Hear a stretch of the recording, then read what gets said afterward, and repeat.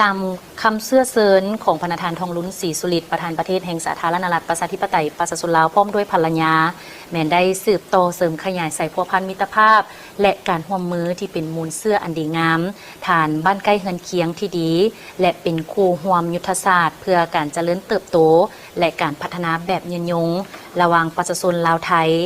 ประธานประเทศทองลุ้นศรีสุริตพร้อมภรรยาได้นำพาพระบาทสมเด็จพระวชิรเกล้าเจ้าอยู่หัวและสมเด็จพระนางเจ้าพระบรมราชินีแห่งราชอาณาจักรไทยพร้อมด้วยคณะได้เยี่ยมชมตำหนักผ้าไหมลาวบูฮานโอกาสนี้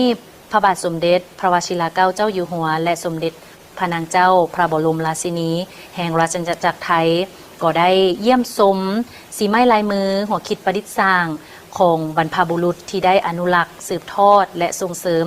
การตำแผ่นแพก็คือผ้าแพแบบพื้นเมืองผ้าแพลาวยุคมาเป็นผ้าแพลาวประยุกต์สมัยใหม่ซึ่งมีการ